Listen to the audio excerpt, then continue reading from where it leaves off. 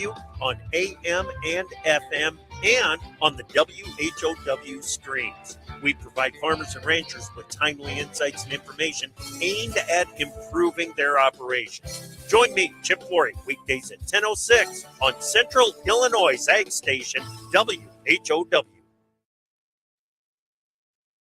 You're from Central Illinois, WHOW. Top of the morning. Thanks for being with us. I'm your host today, Seth Lawrence. The WHOW Morning Show streams to Facebook and YouTube, brought to you by Peterson Insurance, your Pekin Insurance agent in Clinton. My guest on the in studio, I guess I should say, is Tony Harris, City Administrator for the City of Clinton. Good to see you, Tony. How you doing?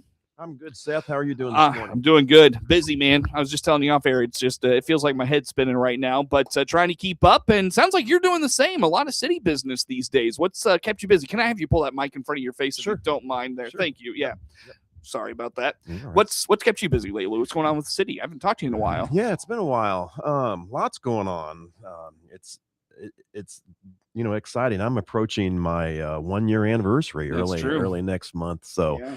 That's exciting. I was just thinking the other day, looking back on it and seeing some of the progress that's happened over the year. I mean, city government's slow, so it definitely takes time to get things going. But I think that we've made some good progress. Looking back on it, the relationship between me and the council and the mayor has been great, and they've been very supportive. I mean, I can pull them all in and have conversations with them about different ideas, and they're just great to work with. So it's been a good year. It's been a busy year. Got some things coming up that. Some good news coming up, I think, here that we will be can't announce things right now. Again, in the very early stages, but All right. some good growth coming in. We've got the 2 new businesses, the industry, the Myers Electrical up north, and the Quick Wall. Kurt Holman and I, we toured the Myers plant. Man, that's very interesting. We were out there about 2 months ago, I believe, and there was still old equipment in there, and we just went out the other day, and they're making some progress. And they've already started they showed us one line that was working, so I was very impressed with that. Nice. They've got minimal staff out there right now, but they're progressing. I had a phone meeting with the owner of Quick Wall yesterday, Steve Lobb and I, about some questions on truck traffic, things like that. But they just I think they're getting ready they did start up a new line, and they're going to be adding more staff to that new line. So here coming up in the next couple of months, I think we're going to see a lot of good things happening for the city of Clinton. Yeah, and I can't remember if he told me on air or off air, but Kurt Holman, I think, is really excited about 2026 and what's to come for the city of Clinton and DeWitt County. So yeah. Our drive out there to tour the Meyer plant, we talked about that. We've had a lot of things going on, and it's been a busy year, but a lot of things going on that we can't really talk about, but I think here coming up in the next month or two, we'll be able to make some announcements. Nice.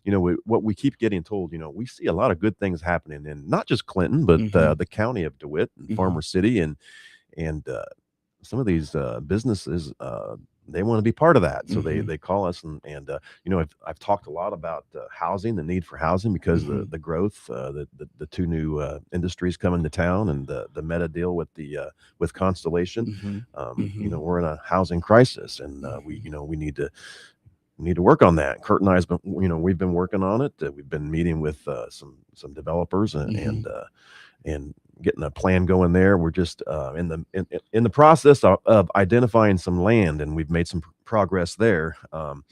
That's for sale. I mean, no purchase has been made yet, but we've identified a few properties. So we're talking to some contractors, and we'll see how that works out. Sure. Well, let's dive into city council meeting business from last night. Tony. Let's start with the DCDC contribution. Obviously, kind of piggybacking off of that conversation we just had, $15,000 from the city to DCDC. How about that? Yeah, the mayor and the commissioners, they're definitely on board with being part of DCDC and supporting DCDC financially.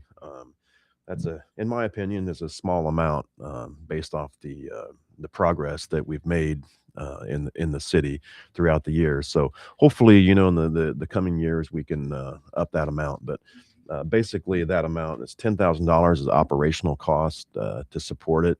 Another $5,000 is for the micro grant program. So throw that out there for small businesses. There's grant programs through DCDC. You contact me or Kurt Homan at the DCDC office for more about that. But yeah, that was approved last night.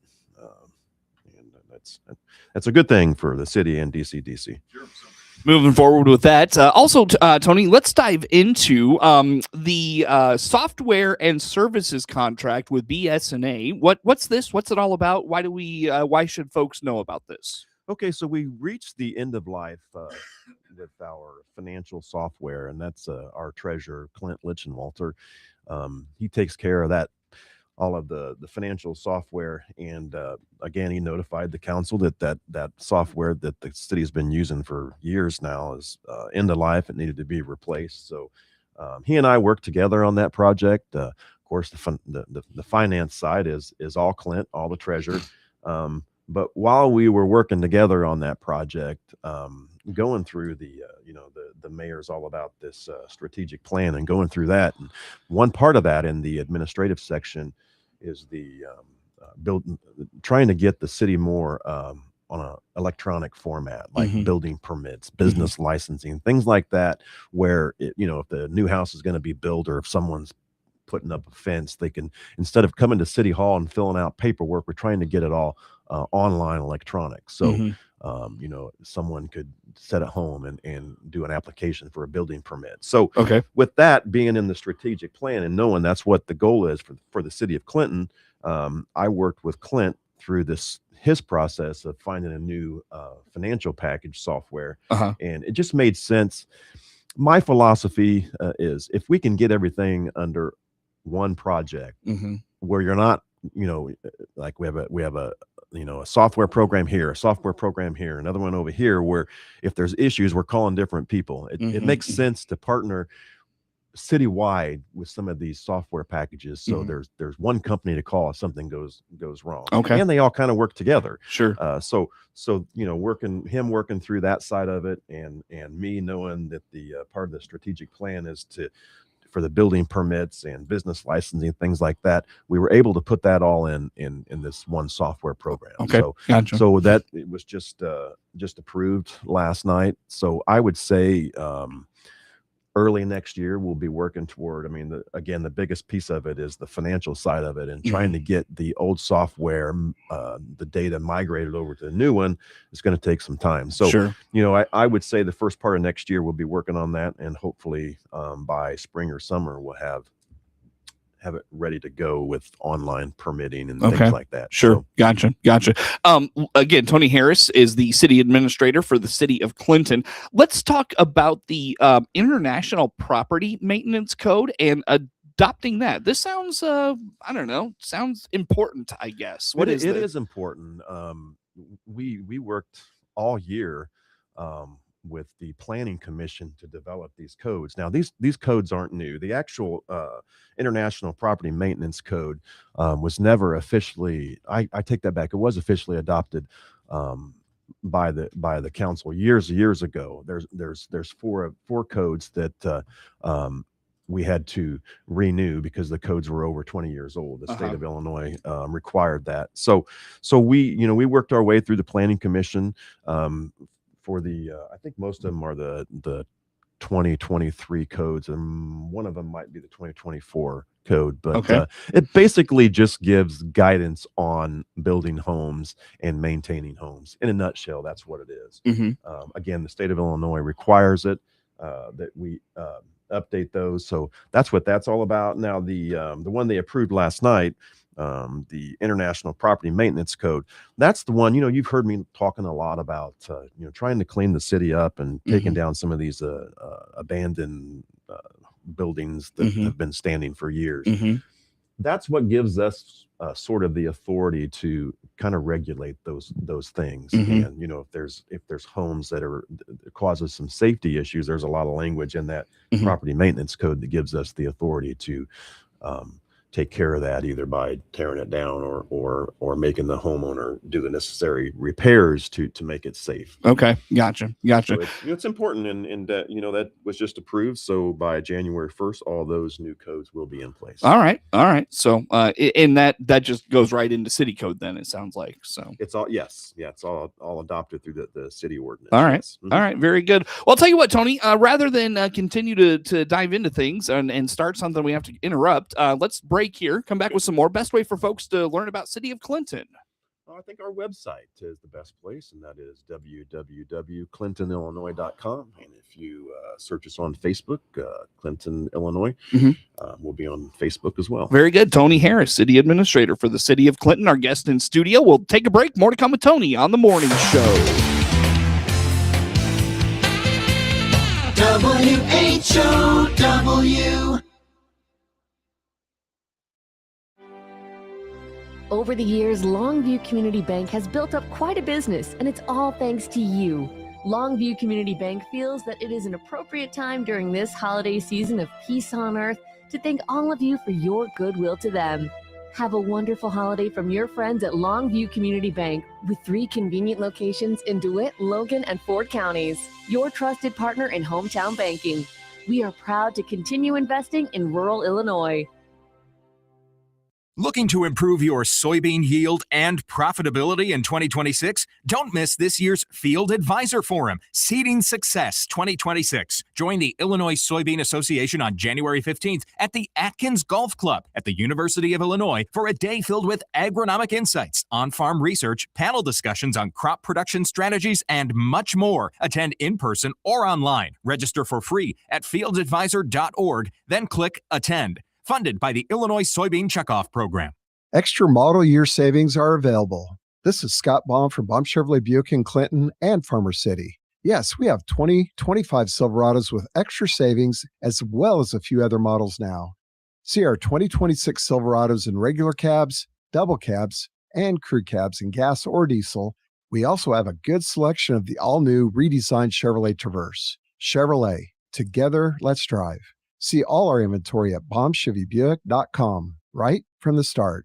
If the flu's got you down, the Warner Hospital and Health Services Walk-In Clinic can help you feel better fast. CEO Paul Skowron inviting you to make us your backup plan to better health. Find out more by clicking our icon at DeWittDailyNews.com. DeWittDailyNews.com is the area's leading local news source 24 hours a day, 7 days a week. Get the latest local news, obituaries, police blotter, weather forecast, and more with no paywall. Head to DeWittDailyNews.com to get the local information you need to know.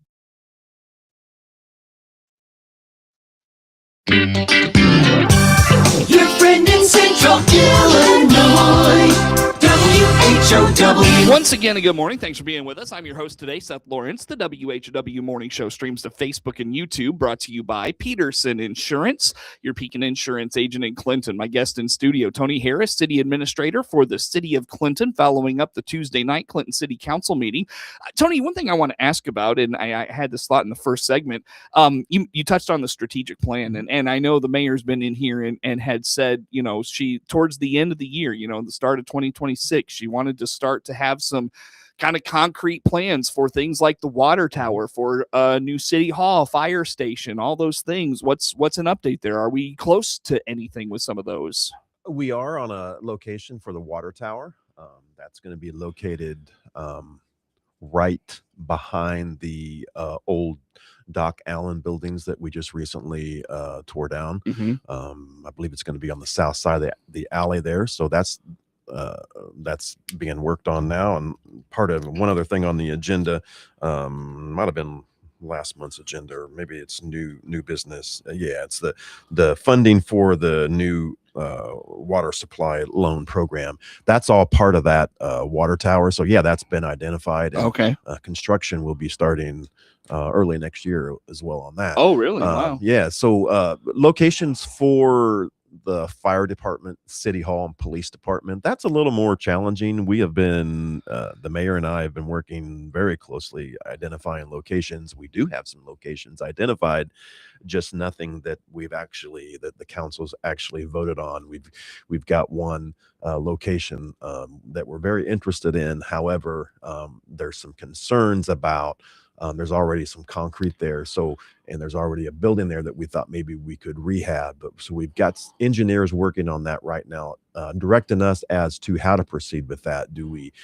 Can we use that building? So, a study's got to be done first to determine feasibility. Can the building be used? Is there enough strength there for that building for storms, tornadoes, things like that? The parking lot, is it strong enough to support the heavy trucks? So, when it's, when you identify places like that and there's already concrete and building there that we want to utilize to keep the cost down, there's added expense just doing like a study on it to see if it's even feasible to make that work, the concrete in the building. So we're in the middle of that. We've got that identified, and that location and other locations as a possible location as well. But nothing definite, nothing nailed down yet, but we're still working on it. All right. And she wanted to have, the mayor wanted to have a location identified by the end of the year, and we're very close, but nothing to announce, and I don't think it's going to be announced until sometime early next year. Okay. Hopefully. All right. Strategic plan in general, Tony. You told me off air you've made some real progress. Where have you made progress? What's that looking like? Well, part of what I just talked about is some progress in the plan was making getting the records digitized and online permitting, things like that. So that's one step closer there. Also a goal is identify locations for the fire department, city hall, and that's part of what I just talked about. So we're still working through that. Nothing concrete yet, but also part of that plan is a building inspector, and we did make progress there, and we're utilizing the building inspector now, and part of that goes along with what we just talked about with the property maintenance codes, but that the part of that strategic plan talks about the maintenance codes, and we've updated those as well too. So Sure. Gotcha. So moving along with things, is there anything in the strategic plan that's maybe been put on the back burner a bit you hope to get to in 2026? Yeah, there's a couple of things. Part of the identifying the location for the fire department, police department, again, we thought we were going to have that done by, and that's already the goals in there, but we've passed that deadline. So that's something obviously we've got to hold off until early 2025 for the location. Now, once if that's being delayed a little bit, some of the other parts that go along with that, like actually building the building, since we're delayed there, that's going to be delayed as well. So now, would that be building a new building for the fire department, police department, and city hall? Will that happen next year? That's not going to happen. We would like it to, but that's a pretty lengthy process, with everything involved there. So that's not going to happen next year either. Sure. Does the city have the funds for all these projects that are to be here in the next several years? We do not. But I know the mayor, Helen, is working very actively. As a matter of fact, she just told me yesterday that she had a meeting with the state of Illinois on a lead on some funding. So that will that actually happen? We're not sure yet, but she's actively exploring funding, and we had a couple of meetings during the fall too, looking for funding. So, sure. Nothing identified yet, but that is being worked on. All right. Well, on that note, Tony, let's transition and close out with the fire department. And I'll tell you, the last month has just been wild for them. It feels like they're just everywhere right now, responding to all sorts of things. And let that transition to their cadet program. How about the fire department? Yeah, they've been busy, and we're very thankful for the fire department and the leadership there, and they've been busy with active fires and medical calls. But They're also developing, and they're in the very early stages of this fire department cadet program for ages between 16 and 18. That's currently being discussed. I think that they've brought a couple on right now for basically what that is. It's just like a training process. They don't go on active fire or medical scenes. They if there's a call, they would report to the station and do some work there at the station. But most of it is like learning and training to develop that career if they if they're interested in something like that. Okay. So it's a 2-year program, again, from 16 to 18. And that's they've brought a couple on now, and it's they're actively exploring the additional training items for that. Okay. All right. So look forward to that. Very good. Very good. Well, Tony, couple of minutes yet still with you, my friend. Anything on your desk that's kept you busy lately we haven't talked about? Well, just let's see. We can talk about the let's get back on the property maintenance codes real quick. Okay, sure. Part of that again, we went through all the ordinance updates for properties that need some attention. That was not popular by some, but again, that goes back to trying to get the city cleaned up. I mentioned it several times that economic development and growth in the city, cleaning up the city and economic development, in my opinion, go hand in hand. So, that's very important to us, is to get the city cleaned up. And that's what we're working on right now. And part of this maintenance code, like I said, it gives us the authority to go in and, take care of some of these properties, like the abandoned properties that need some attention. We're getting ready this week. We're getting ready to tear down two properties, one on the northeast side of town and one on the southeast side of town. That those properties have been standing unoccupied and deteriorating for years, and we're getting ready to take those down. So, again, that's a process through the property maintenance code. It's a lengthy process to be able to do that, and sometimes like a court battle to do that.